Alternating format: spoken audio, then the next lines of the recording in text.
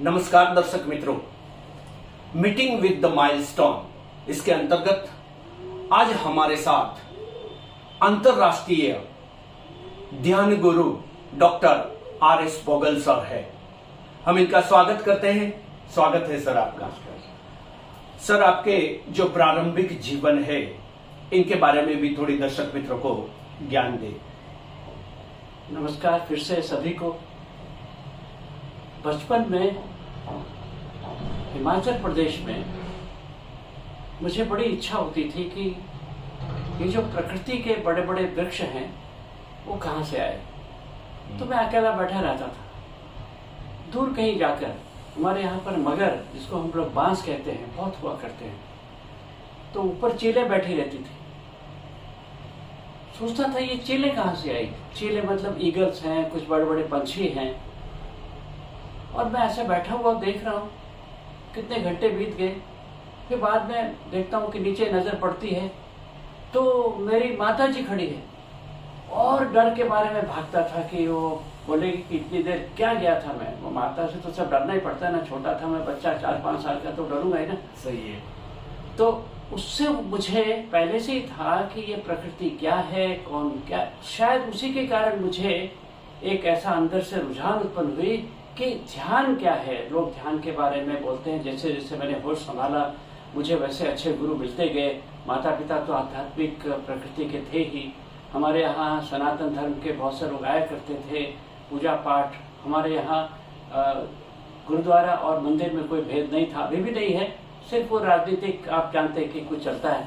तो मुझे ऐसा स्पर्श मिला, ऐसा अनुभव मिला और मेरी जो ध्यान की साधना है थोड़ी आगे बढ़ती गई। वाह। तो वैसे गुरुजी, फिर आपकी जो शैक्षणिक यात्रा है उनके बारे में भी थोड़ा दर्शक मित्रों को। शैक्षणिक यात्रा ऐसा है कि मैं सोचता बहुत था। पहले मैं साइंस में था। फिर मैंने सोचा कि साइंस में तो ये है कि कुछ सोचने समझने का कुछ खास होता नहीं। तो मनुष्य का स्वभाव क्या है, कैसे है, यहाँ ऐसी बातें वहाँ होती नहीं।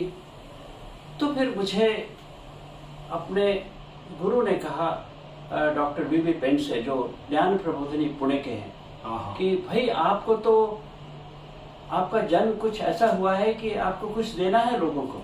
वाह। फिर फिर मैंने ये सोचा कि ये जो साइकोलॉजी है वो साइकोलॉजी के श्रेष्ठ थे, बड़े विद्वान हैं, अभी तो नहीं रहे, लेकिन उन्होंने पीएचडी जो की उनकी, वो एकमात्र और पहली पीएचडी थी पुणे यूनिवर्सिटी में मनोविज्ञान के ऊपर। तो उन्होंने मुझे प्रेरित किया कि आप ये काम कीजिए, मनोविज्ञान में आइए। और फिर मैं मनोविज्ञान की तरफ आया और फिर उसमें ग्रेजुएशन लेवल पर मैंने फर्स्ट क्लास फर्स्ट और पोस्ट ग्रेजुएट लेवल पर फर्स्ट क्लास सेकंड, और उसके बाद में नेट एग्जामिनेशन इत्यादि इत्यादि करता रहा। और फिर मुझे और भी ध्यान के बारे में सोचना समझना कि लोगों को कैसे बताना, ये इंसाइट उत्पन्न होने लगी। कई हमारे यहाँ पर बड़े बड़े योगी हैं जो स्वयं तो ध्यान कर पाते हैं, लेकिन जब देने की बात आती है तो उनको थोड़ा मुश्किल होता है। मैं समझता हूँ कि योग, मनोविज्ञान और मनोविज्ञान मुझे मदद कर रहा है। बहुत ही अच्छी बात आपने बताई कि मनोविज्ञान की जो आपने शैक्षणिक यात्रा की, और वही शैक्षणिक यात्रा आपको अंतर यात्रा माने ध्यान के जगत के अंदर बहुत ही उपयोगी हुई। और इसके साथ आपने जो बात बताई वो कि ध्यान स्वयं करना वो दूसरी बात है, और ध्यान किसी को समझाना वो तो इससे भी बहुत कठिन बात है। मगर आप जो ध्यान की यात्रा करवाते हैं वो आपकी अंतर यात्रा तो बहुत अच्छी है, मगर शैक्षणिक यात्रा में भी आप ध्यान के अंदर आपने बहुत से रिसर्च किए, आप डॉक्टरेट इनके अंदर हुए, तो इनके बारे में भी दर्शक मित्र को बताएं। सौभाग्य ये रहा कि मुझे अच्छे अच्छे लोग मिलते रहे, अच्छी अच्छी संस्थाएं मिलती रही। पहले ज्ञान प्रबोधिनी संस्था है, बहुत अच्छी संस्था है पुणे में। उसके बाद फिर केवल धाम में मुझे काफी अच्छा सहयोग मिला, वातावरण बहुत अच्छा मिला। किसी ने कोई फोर्स नहीं किया। तो मेरी अंतर की यात्रा भी शुरू हो गई। मुझे योग मनोविज्ञान में, इंडियन साइकोलॉजी में काफी रस उत्पन्न हो गया। और मैंने कुछ अच्छी अच्छी बातें भी देखी कि एक डॉक्टर इंद्रसेन थे, उनकी पुस्तक मेरे हाथ में आई। उन्होंने ये कहा कि शुद्ध आनंद को अगर प्राप्त कर लिया जाए तो पूरी तरह से आपके सभी समस्याएं दूर हो जाती हैं। और भगवत गीता में भी ऐसा ही है। तो मैं उस यात्रा पर चल पड़ा और फिर मैंने पाया कि बिल्कुल सच है। अब मेरा प्रयास ये रहता है कि जब मैं ध्यान का शिविर लेता हूँ, ध्यान के सत्र लेता हूँ, तो उस समय लोगों को ये जो शुद्ध आनंद है उसकी अनुभूति हो। और मैं ये पाता हूँ कि उसके कारण ही लोगों के किसी का सर दर्द ठीक हो गया, बॉडी एक ठीक हो गया, यहाँ तक कि घुटनों का दर्द, कभी कभी तो एक सिटिंग में आपके कमर दर्द तक पूरी तरह से ठीक हो जाता है। और नींद की समस्या दूर है, माइग्रेन समाप्त है सिर्फ 8-8 दिन में। ये चमत्कार जब मैंने लोगों से सुने, देखे, तो मुझे लगा कि ये सचमुच बहुत अच्छा है। और फिर मैं आगे बढ़ता गया इस यात्रा में। वाह।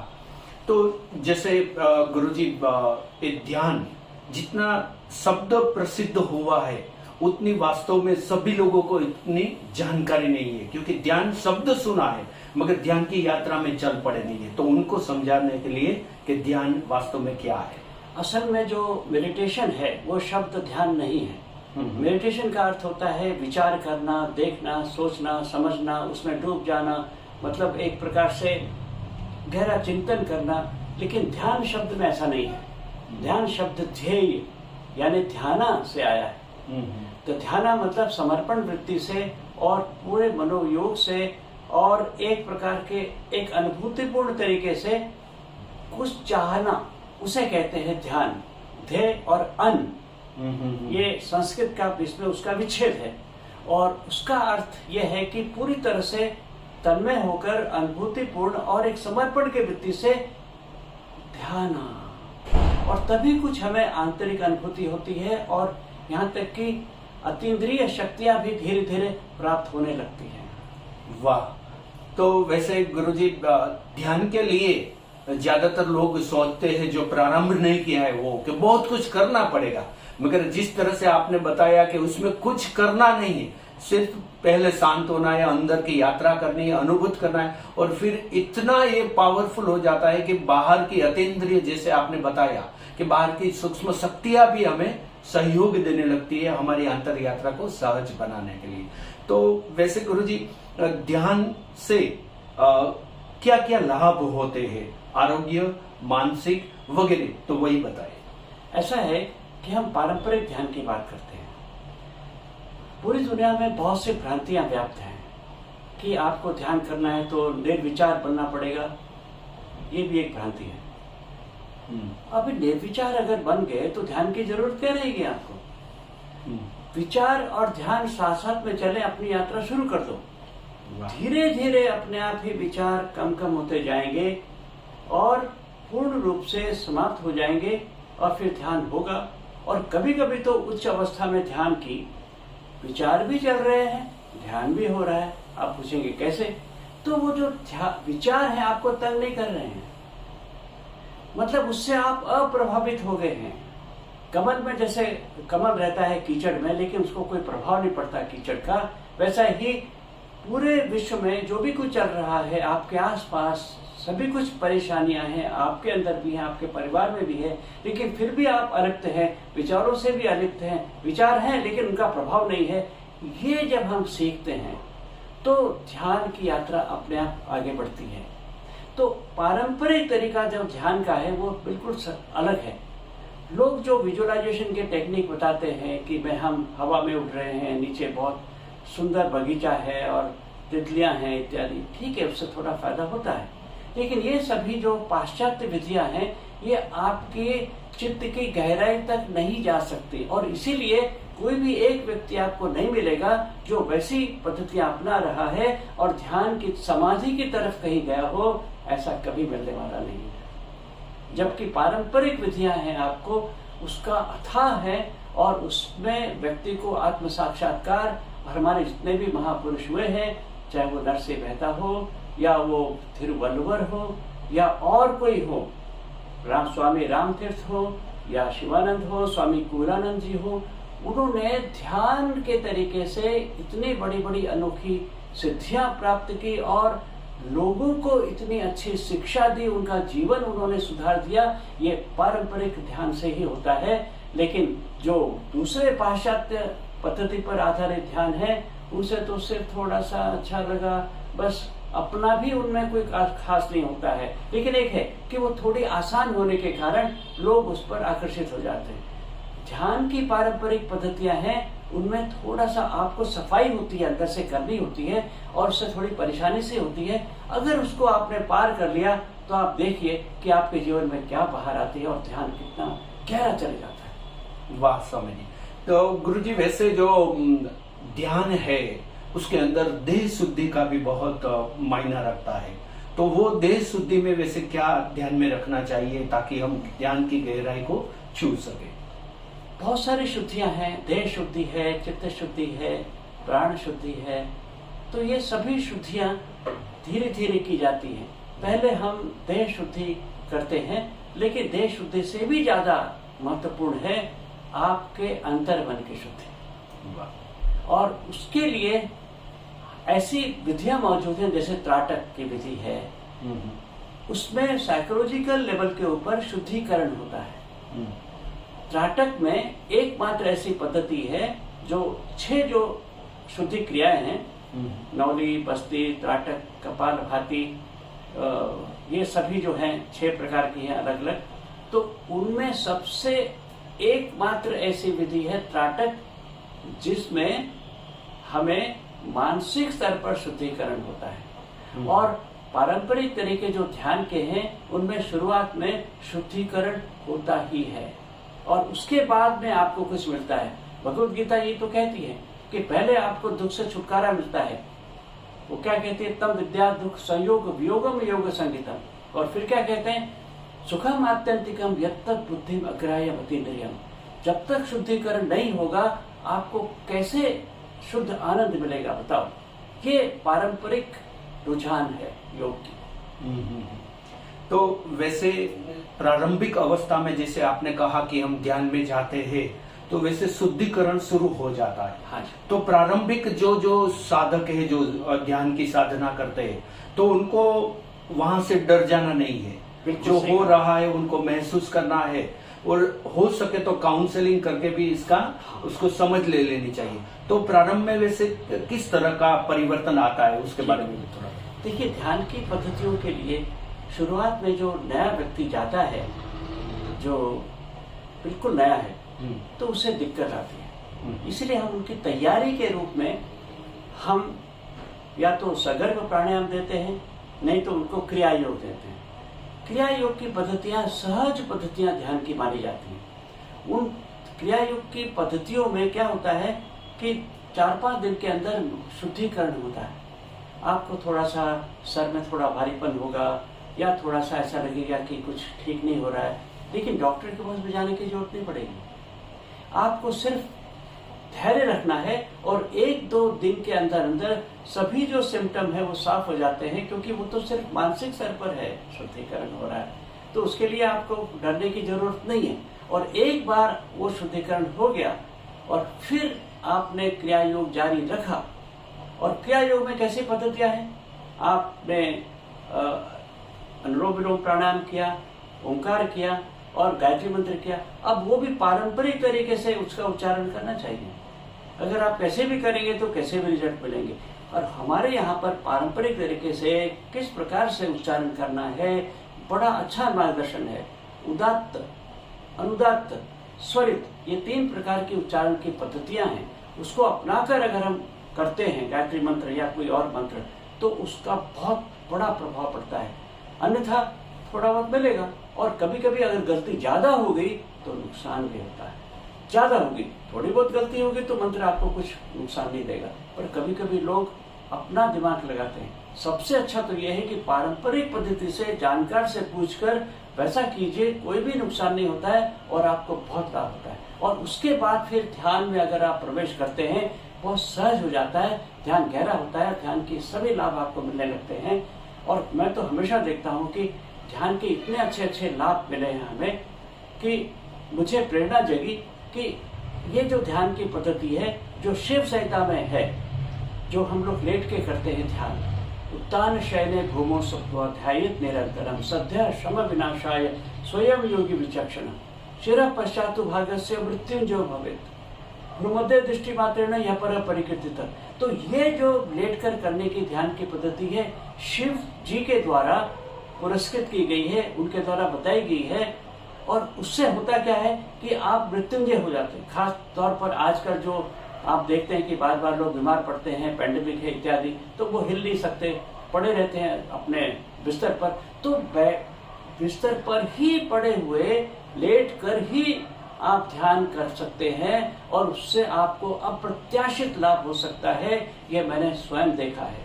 और इस ऐसी जगह में जब भी आपको कोई कठिनाई हो, तो जब आप लेटते हैं, ध्यान ये करते हैं लेट कर करने का, तुरंत आपका श्रम मानसिक और शारीरिक दूर हो जाता है। ये तो हमेशा का मेरा अनुभव रहा है।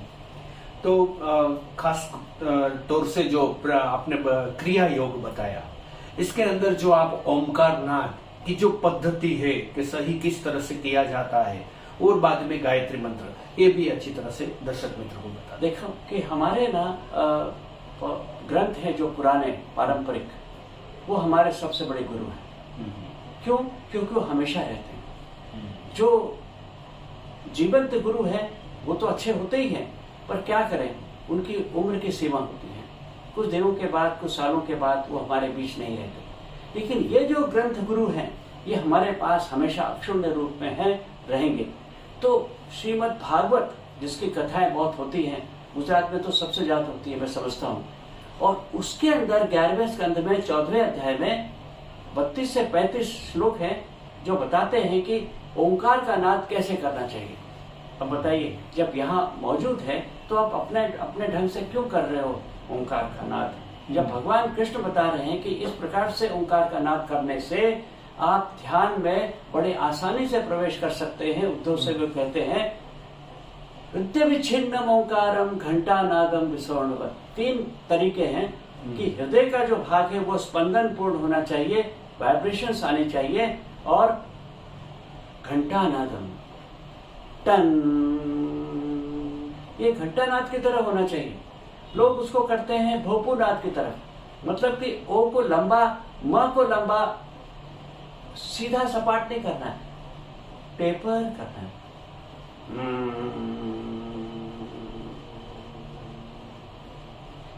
घंटानाद, और वो है सीधा रहेगा और सुबह की आवाज में रहेगा, क्योंकि तब आपके अंदर हृदय में बहुत सारे स्पंदन पैदा होते हैं, वाइब्रेशंस पैदा होते हैं।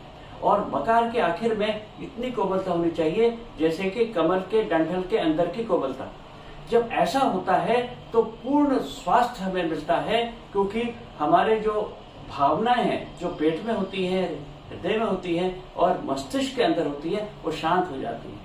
जब भावनाएं शांत होती है तो आपको सत्य स्थिति का ज्ञान होता है, सजगता बढ़ती है। जब सजगता बढ़ेगी तो आपका जीवनचर्या अपने आप अच्छी हो जाएगी, बताने की आवश्यकता नहीं है, स्वास्थ्य अपने आप सुधर जाएगा। वाह। तो वैसे ओमकार कंटिन्यूअसली लोग करते रहते हैं, मगर ये सच्ची पद्धति यदि जीवन में आ जाए तो ओमकार नाद से ही पूरा बॉडी का, चित्त का स्कैनिंग होना शुरू हो जाता है। बिल्कुल सही है। वाह। तो इसी तरह वैसे गायत्री मंत्र भी बहुत से लोग वो पढ़ते रहते हैं, बोलते रहते हैं, मगर किस तरह से करना चाहिए उसको भी थोड़ा मार्गदर्शन। अब सबसे पहले मैं जो ध्यान की पद्धति के लिए जो ओंकार है वो कैसा आदर्श है, वो मैं थोड़ा सा उदाहरण दूंगा आपको। आदर्श तो ये है कि 7 सेकंड तक सांस लेते हैं हम, ओ को 3 सेकंड करते हैं और मकार को 15 सेकंड। वैसे थोड़ा बहुत इसमें परिवर्तन चल सकता है, लेकिन यह हो कि मकार लंबा होना चाहिए, सांस भी पर्याप्त मात्रा में आप लीजिए, लेकिन ओ को 3 सेकंड तक रखना है। आपने मंदिरों में देखा होगा, ओ के बाद लिखा जाता है 3 और फिर म लिखते हैं। तो कैसे करते हैं देखिए जरा ध्यान से।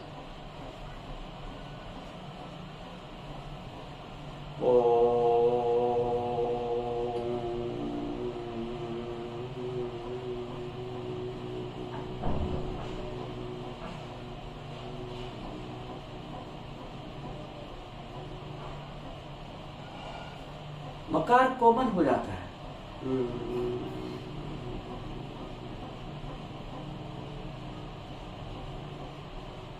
विशुद्धि चक्र जागृत होता है और उसके कारण बाकी के जो एलिमेंट्स हैं, हम लोग तो 5 महाभूतों से बने हुए हैं, तो उनको सबको स्वास्थ्य लाभ होता है और अनेक बीमारियों में उसका इलाज होता है। ऐसी एक संस्था है पूना के नजदीक, वो केवल ओंकार का ही सहारा लेकर बीमारियों का इलाज करती है। क्या कमाल है। तो वैसे गायत्री मंत्र हाँ जी। किस तरह से किया जाता है? गायत्री मंत्र में उदात्त, अनुदात्त और स्वरित ये उच्चारण के 3 प्रकार होते हैं, उनका उपयोग करके, और ये 3 वेदों में है, वेद मंत्र है। तो वेद मंत्रों में क्या होता है, आपको उतार चढ़ाव पर ख्याल रखना पड़ता है, और उसके अनुसार अगर करते हैं तो आपको लाभ होता है, अन्यथा लाभ खास नहीं होता है। अभी जो पद्धतियां बाजार में हैं वो संगीत पर आधारित है, ठीक है, थोड़ा अच्छा लगता है, वो बहुत बुरी भी नहीं है, लेकिन पूरी तरह से सही भी नहीं है। तो सही क्या है फिर?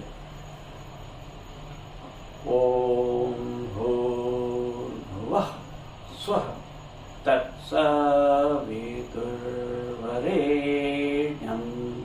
भर्गो देवस्य धीमहि धियो यो नः प्रचोदयात्। तो गायत्री परिवार वाले बड़ा अच्छे ढंग से बोलते हैं, थोड़ा सा उनमें फर्क जरूर है जो मैं बोल रहा हूं उनमें, लेकिन वो सिर्फ थोड़ा सा ही सतही फर्क है, सुपरफिशियल है, वही उनका भी बहुत तरीका अच्छा है। वो क्या कहते हैं, तत्सवितुर्वरेण्यं भर्गो देवस्य धीमहि धियो यो नः प्रचोदयात्। बिल्कुल सही करें। उसको कुछ समय के पश्चात जब आपका अभ्यास हो जाए तो उसको जितना धीमा करेंगे आप, उतना लाभ ज्यादा शुरू हो जाएगा।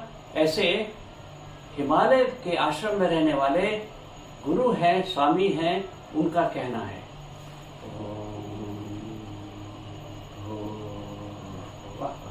स्वः तत्सवितुर्वरेण्यं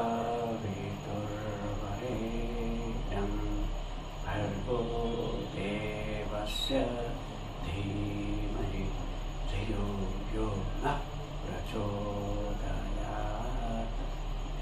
ऊर्जा पैदा होती है बहुत अधिक, और जो व्यक्ति नया काम करने के लिए कतराते हैं, उनमें इनिशिएटिव की भावना नहीं है, उनके लिए गायत्री मंत्र वरदान है। और गायत्री मंत्र से तो ये भी रिसर्च अभी हो रहा है कि कोलेस्ट्रॉल आपका ढलता है, क्यों न हो, ये सूर्य की उपासना है, ऊष्मा पैदा होती है, तो और भी बहुत से लाभ हैं। वाह। तो वैसे सर्व प्रकार की सद्बुद्धियां तो प्रदान करता है ये गायत्री मंत्र, और इसके साथ आरोग्य भी प्रदान करता है। तो हम वैसे चैंटिंग तो करते रहते हैं, उसका जप करते रहते हैं, मगर इस तरह से यदि धीमे स्वर से जो पद्धतियां है उसी पद्धति से करें तो जप की संख्या, मात्रा बहुत कम हो, फिर भी इनके लाभ बहुत ज्यादा मिलते हैं। वाह। अब इसमें मैं एक बात कहना चाहूंगा कि क्रिया योग की एक पद्धति मनुस्मृति में भी है। मनुस्मृति में वर्णाश्रम पर आलोचना होती है, लेकिन उसके सिवा अगर देखें तो वो अनुपम ग्रंथ है अध्यात्म का, तो अच्छा हम क्यों न लें। ऐसा ऋग्वेद में कहते हैं कि आनो भद्राः ऋतवः यन्तु विश्वतः, मतलब अच्छी अच्छी चीजें हमें सब जहां से भी मिले ले लेनी चाहिए। ऐसा नहीं कि उस देश में से नहीं लेनी चाहिए जिससे हमारी दुश्मनी, वहां के अच्छे गुरु हो तो उनसे कुछ अच्छी ले ली, यहाँ से अलग अलग प्रकार के संप्रदाय हैं, अलग अलग प्रकार के धर्म, उसे ले ली। तो ये दृष्टि हमारी थी वेदों की, ऋग्वेद की।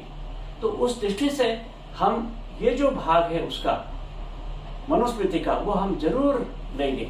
वो ये है कि एकाक्षरम परब्रह्म प्राणायामा परम तपा गायत्रास्तु परम नास्ति पावनम परमम स्मृतम, यानी आपको अनुलोम विलोम प्राणायाम, उसके बाद ओंकार और उसके बाद गायत्री मंत्र, ये 3 करते हैं तो पूर्णता आती है, चमत्कार होते हैं। डिप्रेशन के लिए मैंने स्वयं देखा है कि आश्चर्यकारक, साइकेट्रिक मेडिसिन से उतना लाभ नहीं होता है। आई एम सॉरी, जो कुछ लोग साइकेट्रिस्ट हैं उनको शायद गुस्सा आ रहा होगा, लेकिन उनको भी मेरा ये कहना है कि मुझे बुलाइए, उनके साइकेट्रिक पेशेंट हमारे यहाँ भेजिए और देखिए क्या चमत्कार होता है।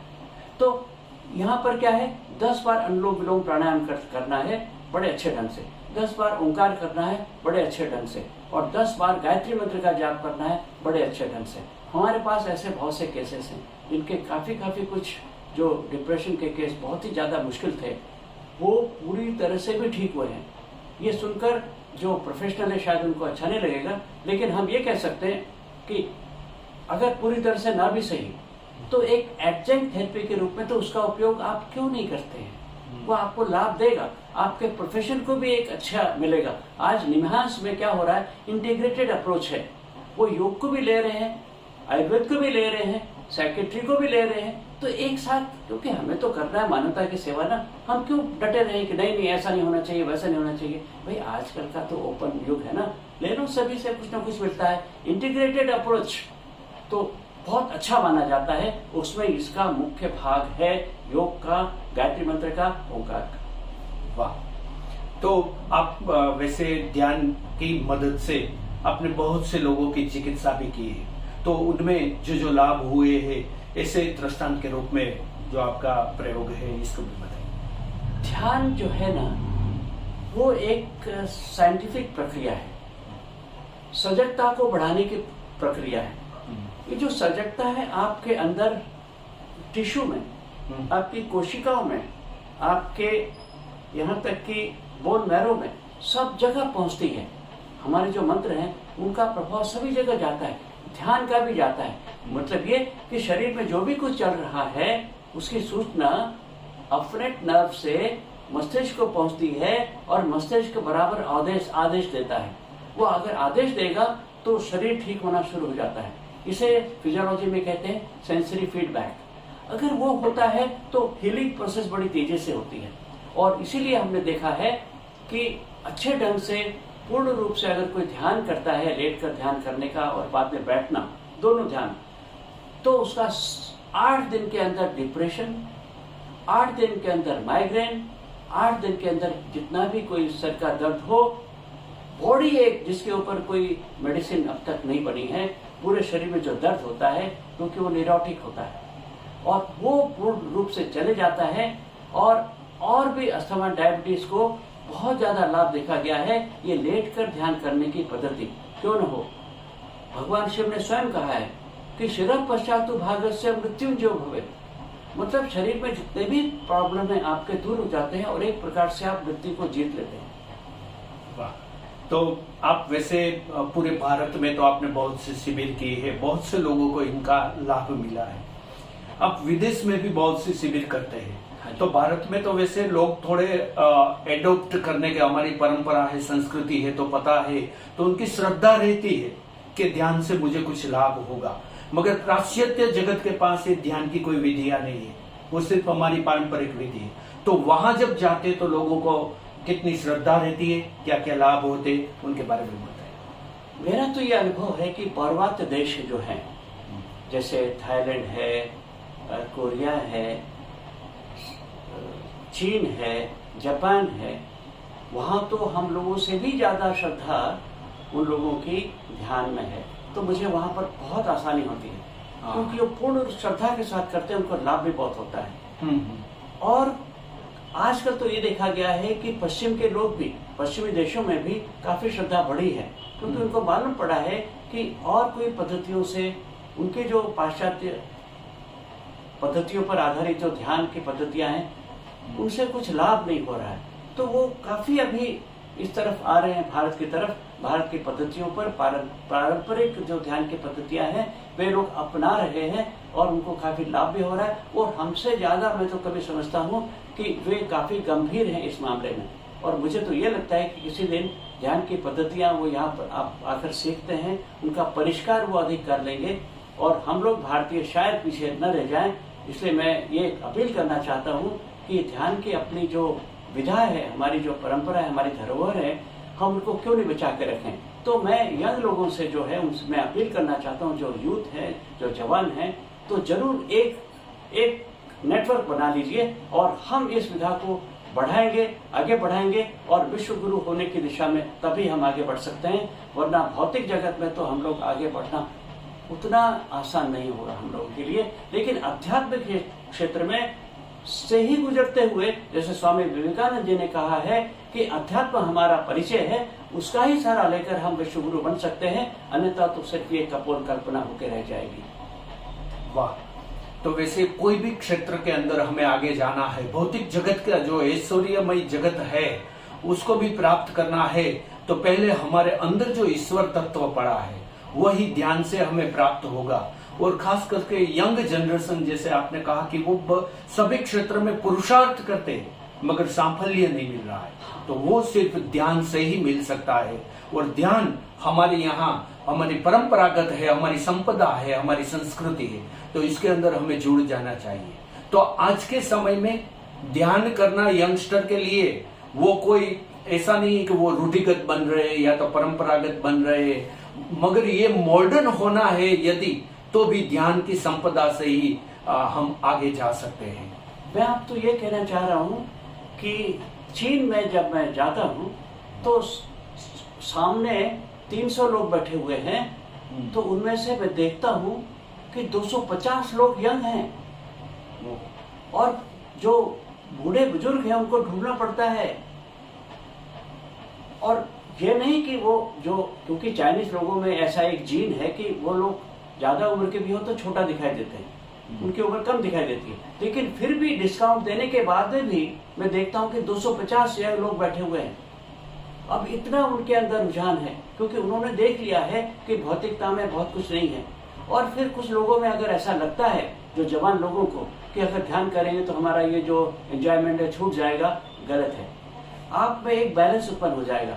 आप जो भौतिक जगत का एंजॉय कर रहे हैं ना, वो अच्छे ढंग से कर पाएंगे। और फिर एक तरफ आपका अध्यात्म, दूसरी तरफ सांसारिकता में प्रगति, दोनों साथ साथ में होगी। और यही तो हमारे यहाँ पर ईशावास्योपनिषद में कहा है कि अविद्या मृत्युम तीर्थवा विद्या मृत्युमश्नुते, मतलब ये जो भौतिक साइंस है इसको हमको पार करना है, उसको आत्मसात करना है, उसका उपयोग करना है, और फिर हमें अध्यात्म के अमृत का प्राशन करना है। बताइए, ये बैलेंस पुराने जमाने में था हमारे देश में, तभी तो हम विश्वगुरु थे। अभी हम उसे फिर से इस बैलेंस को लगाने की आवश्यकता है। और इसीलिए मैं बार बार जो यूथ है, जो जवान है, उनसे कहना चाहता हूँ कि थोड़ा टेस्ट तो करके देखें, तो आपको लगेगा कि आप बिल्कुल दोनों तरफ से, आध्यात्मिक क्षेत्र में भी और सांसारिक क्षेत्र में भी आपकी प्रगति शून्य हो रही है, आगे बढ़ रहे हैं आप, और आपको और क्या चाहिए, आपका जीवन पूरी तरह से सफल होगा। वाह। तो वैसे गुरुजी ने बताया, वैसे इस माना जाता है कि इस पृथ्वी के ऊपर सभी लोगों को सिर्फ दो ही कामना है, या तो इनको प्रॉस्पेरिटी चाहिए या तो इनको प्रेस्टीज चाहिए। तो यंग जनरेशन को यदि प्रेस्टीज ऐसे ही तो नहीं मिलेगी, अपने स्वयं के अंदर जो भगवान ने जो पोटेंशियल दिया है, जो जो क्वालिटीज दी है, वो क्वालिटीज यदि आप स्वयं आइडेंटिफाई कर लेंगे, तो उनके ऊपर आप प्रयास करेंगे, तो आप जल्दी से आगे बढ़ सकते हैं। और तो ही आने वाले दिनों में समाज आपको रिस्पेक्ट करेगा। तो पोटेंशियल को आइडेंटिफाई करने के लिए गुरुजी ध्यान क्या मदद करता है, इसके बारे में? ऐसा है कि ध्यान की बहुत आसान पद्धतियां भी हैं। आप लोगों को ये लग रहा होगा कि ध्यान तो बड़े लोगों का काम है, पता नहीं वो ऋषि मुनियों का काम है, हम तो साधारण हैं, गृहस्थ में रहते हैं, क्या करेंगे, हम तो विद्यार्थी हैं, हम तो प्रोफेशनल हैं, हम तो मैनेजर हैं। ऐसा नहीं है। ध्यान की ऐसी पद्धतियां आसान हैं जिनको क्रिया योग कहा जाता है, बड़ी आसान है। उनका आप एक बार उपयोग तो करके देखिए, और उससे आपको एक प्रकार से एक उठाव मिलेगा, और फिर आपकी रुझान बढ़ेगी और भी अधिक ध्यान में जाने के लिए। और फिर ध्यान की पद्धतियां और भी आपके लिए परिष्कृत पद्धतियां आपको अनुभव में आएंगी, और आप और आगे बढ़ेंगे। और फिर अपने जीवन में इस प्रकार से आपको सभी कुछ मिल सकता है जिस पर आपका अधिकार है, और जिसकी आप वांछना करते हैं, जिसके बारे में हमेशा सोचते रहते हैं, तभी आपको मिल सकता है, क्योंकि आपकी क्षमताएं बढ़ेंगी। अरविंदो के अनुसार क्या है कि हमारी समस्याएं बढ़ती जा रही हैं, और मनुष्य उस समस्याओं का निराकरण करने में असमर्थ है। लेकिन अगर अपनी शक्तियों को आपने बढ़ाया, जो कि ध्यान की पद्धतियों से आपकी क्षमता को बढ़ाती है, आपकी शक्तियों को बढ़ाती है, और इस जमाने में जहाँ पर एक तरफ व्हाट्सएप है से लेकर ट्विटर तक, न जाने क्या क्या है, अच्छा भी है उसमें, लेकिन उसमें प्रॉब्लम्स भी है, आप सब जानते हैं।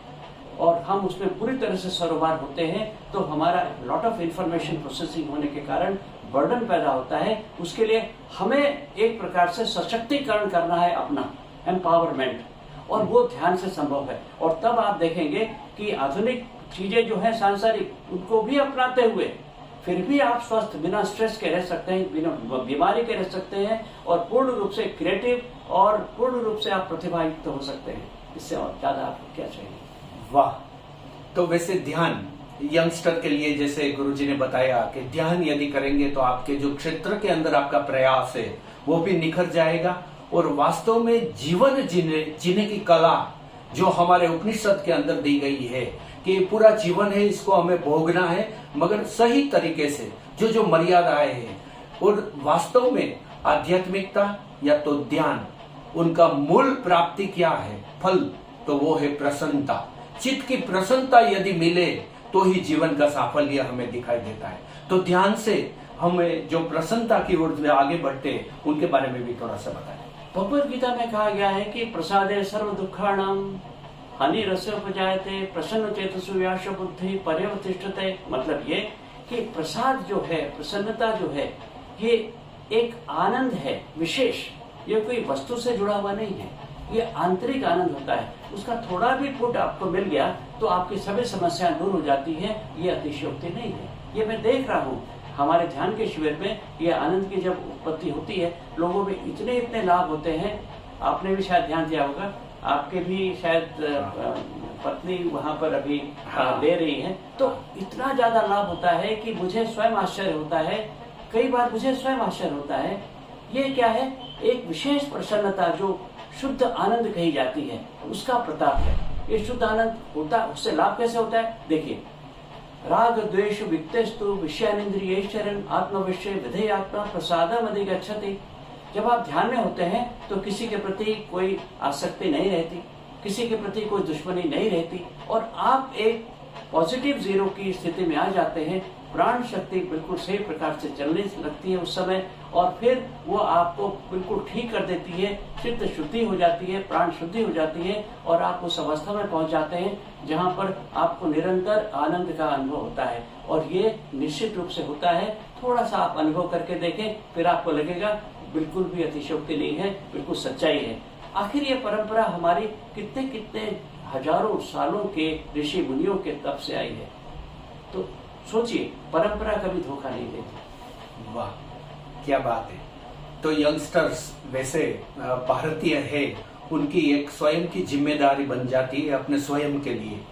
हम बहुत कुछ करते हैं सभी के लिए, फिर भी नाकाम होते हैं, और जब परास्त होते हैं तो पूरी जिम्मेदारी स्वयं के ऊपर ले लेते हैं। और ज्यादातर यंगस्टर फ्रस्ट्रेट हो जाते हैं, सुसाइडल टेंडेंसी उनकी बढ़ जाती है। तो आपको ज्यादा प्रयास नहीं करना है, स्वयं को जानो। आपके भीतर भगवान ने जो ऐश्वर्य दिया है, जो शक्तियां दी है, उनको पहचानो, और फिर स्वयं सभी दिशाओं में से आपके ऊपर कृपा बरसती रहती है। मगर ये थोड़े दिन आप सातत्यपूर्ण यदि प्रयास करेंगे तो आपका जीवन वो नया जीवन हो जाएगा। तो वैसे गुरुजी, जो ध्यानी लोग हैं, उनका इस सहजता से कैसा पता चलता है कि उनके जो स्थिति है, कि उनकी जो अवस्थाएं है, तो उनके बारे में भी जो यंगस्टर है जिन्होंने कभी ध्यान नहीं किया है, मगर वो पता उनको लगे कि ये ध्यान करने वाले मनुष्य है। सबसे पहले तो ध्यान जो नियमित रूप से करता है, बहुत अधिक नहीं तो 1-2 महीने में ही मालूम पड़ने लगता है। उसके चेहरे के भाव बहुत शांत हो जाते हैं, और वो एक प्रकार से शरीर में से वाइब्रेशंस निकलती हैं। और ये वाइब्रेशंस कोई कपोल कल्पना नहीं है। आपने देखा होगा, कोई ऐसा व्यक्ति होता है कि ऐसा लगता है कि उसके साथ में बैठा जाए। किसी के घर आप जाते हैं, ऐसा लगता है कि ये घर अच्छा है, भले ही वहां पर कोई अच्छा डेकोरेशन नहीं किया गया है, लेकिन दूसरे घर में जाते हैं जहाँ पर डेकोरेशन भी अच्छा है, बड़ी महंगी चीजें रखी हुई है, लेकिन लगता है यहाँ नहीं बैठना है हमें, क्योंकि वहाँ वाइब्रेशंस नहीं है। एक गरीब के घर में जाते हैं, वहां पर आपको लगता है तो शांति है यहाँ पर यार, क्योंकि वहां पर ध्यानी है, ध्यान करने वाला व्यक्ति है। और धीरे धीरे आप पाएंगे कि वो व्यक्ति सांसारिक दृष्टि से भी आगे बढ़ना शुरू कर देता है, लेकिन फिर भी शांत बना रहता है, और उसको सभी प्रकार की जो क्षमताएं हैं धीरे धीरे प्राप्त होती रहती हैं। ये देखने की बात है। और सबसे पहले आप जो स्टूडेंट हैं, आप विद्यार्थी हैं, आपको लगेगा कि आपका ध्यान पढ़ाई में पूर्ण रूप से लगना शुरू हो जाएगा, और फिर आपका सहजता से पढ़ाई होगी और अच्छे मार्क्स मिलेंगे, और वो योगा कर्मसु कौशलम की भावना में होगा, और आप किसी तरह से विचलित नहीं होंगे। इस प्रकार का अनुभव आप शुरुआत में ही देखेंगे। तो ये, और आपको देखते हुए लोग प्रेरणा लेंगे कि यार आखिर ये क्या है। कम स्टडी करता है और उसको बहुत ज्यादा अंक मिलते हैं, क्योंकि उसकी बुद्धि स्थिर है, और बुद्धि स्थिर होने से मन जो है वो अच्छी तरह से काम करता है, क्योंकि मन माध्यम है, और फिर आपकी पढ़ाई अच्छी होती है और बाकी के काम काज भी अच्छे होते हैं। ये तो जीवन से जुड़ा हुआ शास्त्र है ध्यान। ऐसा नहीं कि सिर्फ हम अपनी आत्म साक्षात्कार के लिए ही करते हैं और उसके लिए ही आगे जाते हैं। ये जीवन के लिए पहले हम अपने जीवन को पहले पूर्ण रूप से बनाते हैं, परिपूर्ण, और उसके बाद फिर हम अंतर की यात्रा करते हुए और भी आगे बढ़ सकते हैं। लेकिन ये जीवन से जुड़ा हुआ है, हमें भूलना नहीं है। जीवन का उत्कर्ष हमें देता है, ये हमें कभी नहीं भूलना है। वाह। तो वैसे गुरुजी, जो ध्यान हमारी नैतिक जिम्मेदारी बन जाती है, जीवन जीने की कला है, और वैसे सिर्फ ये प्रारंभ से ही मोक्ष प्राप्ति वैसा उद्देश्य नहीं है। ये जीवन यदि हम पूर्ण रूप से जी सके, अच्छी तरह से, प्रसन्नता से पारिवारिक सामाजिक माहौल हम बना सके, तो वही साक्षात स्वर्ग है यहाँ पर।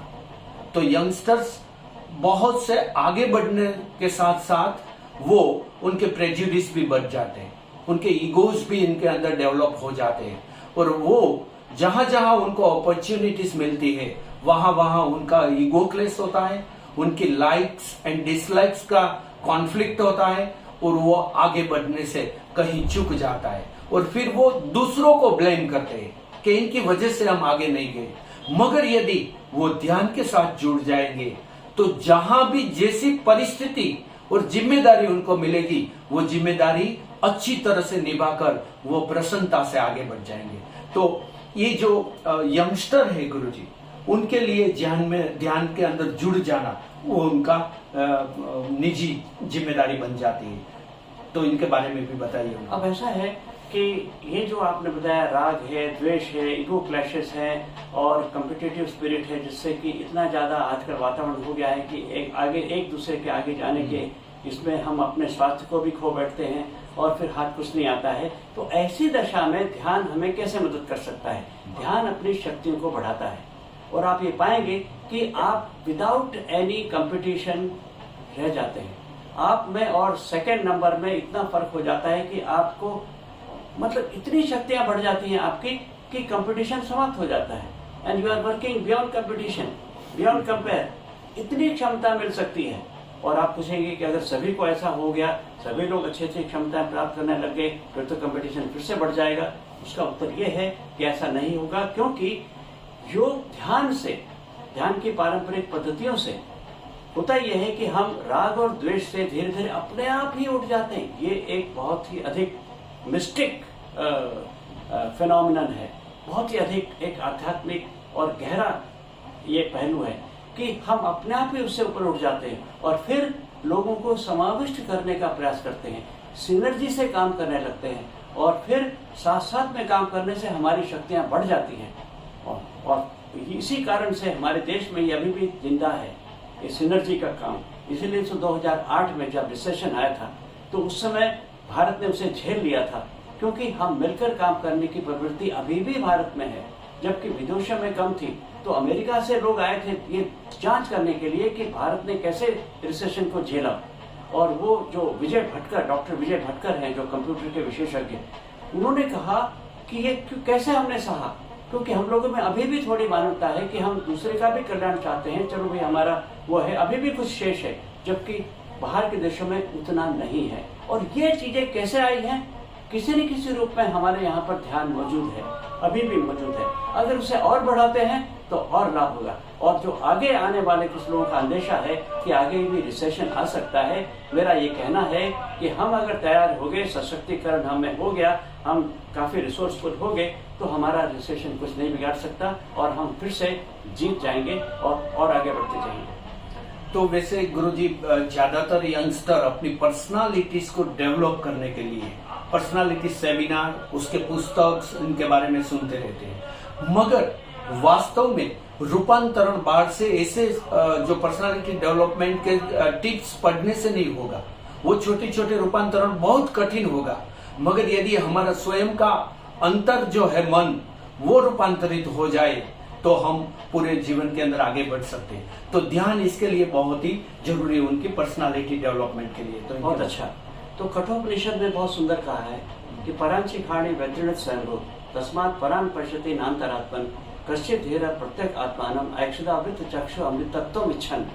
मतलब हमारी जो चेतना है अंदर है, और जो बाहर की चेतना है और भीतर की चेतना है, एक तो एक्सट्रोसेप्शन है, बाहर से जो आता है हमारे कान इंद्रिया, अलग अलग इंद्रियों से, नाक से, घ्राण शक्ति से, ये सब इंद्रियां हैं, काम करती हैं। उसके अंदर हमारे जो अवयव हैं, जैसे कि हृदय है और पाचन संस्था है, वो जो अनुभव आते हैं वो मध्य में है। उसके भी भीतर चेतना है, लेकिन उस चेतना का मुख बाहर है और इसके कारण हम बाहर देखते हैं। और अगर हमने अंदर की जो इंटरोसेप्शन है, जो हमारे अंदर जो चल रहा है इंटरोसेप्शन, जैसे कि हृदय है, उसमें जो कुछ हो रहा है, वो एक माध्यम का काम करता है और योग इसी पर काम करता है, ध्यान इसी पर काम करता है और ये अच्छा माध्यम बन जाता है। तब बाहर का जगत और अंदर का जगत, चेतना, उनमें एक संधान उत्पन्न हो जाता है, एक बैलेंस उत्पन्न हो जाता है और इसीलिए हमें लाभ होना शुरू हो जाता है और हम सभी दृष्टि से, लौकिक और आध्यात्मिक दृष्टि से आगे बढ़ने लगते हैं। और इसीलिए किसी न किसी रूप में ध्यान का अभ्यास हमें बहुत लाभ पहुंचाता ही है, इसमें कोई दो राय नहीं। और थोड़ा सा भी आप करके देखें तो आप पाएंगे कि बिल्कुल सच है और आपको बिना लाभ हुए बिना नहीं रहेगा, क्योंकि पारंपरिक पद्धतियां, मैंने पहले भी कहा, आपको हमेशा आगे बढ़ाती है, अन्यथा कुछ भी नहीं है। वाह। तो गुरुजी, वैसे हमने जो भौतिक जगत में जो स्ट्रगल कर रहे यंगस्टर, इनके बारे में भी आपने बहुत सा मार्गदर्शन दिया। तो वैसे आध्यात्मिक जगत में जो आगे जाने वाले, ये जन्मों जन्मों जिनके साथ ये ज्ञान रहना है, तो वही इनके बारे में भी ध्यान का महत्व थोड़ा समझा।